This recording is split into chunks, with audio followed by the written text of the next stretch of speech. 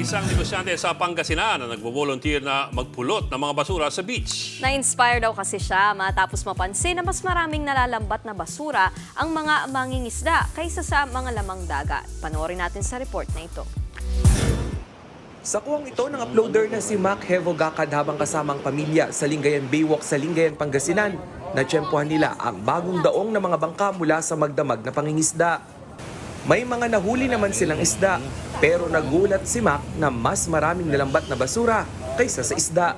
So, parang ako naman, nalulungkot ako sa nangyari na yon sa mga fishermen dahil instead na isda yung ano nila, pagod sila, pero ganun pa yung nangyari.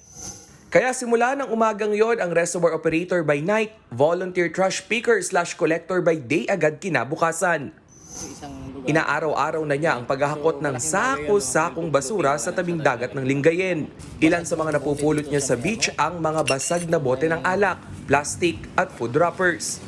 While we do our morning walk, nagpupulot kami ng mga plastic. Then hanggang sa naging ano na siya, Ma'am Malu, naging habit na. Then parang talagang natutuwa kami kasi by area by area nakikita namin nag-i-improve. Misyon ngayon ni Mac at ng kanyang pamilya at mga kaibigan, maipalaganap ang kahalagahan ng pag-volunteer para sa ikabubuti ng marine life at ng kabuhayan ng mga mangingisda. Kaya may panawagan si Mac sa mga beachgoer. Sana after you enjoyed the beauty of the Lingayen Beach and the sunset or sunrise, sa pag-alis po natin, isama rin po natin yung ating mga dinalang mga pang-picnic natin, yung mga plastics, mga ganon.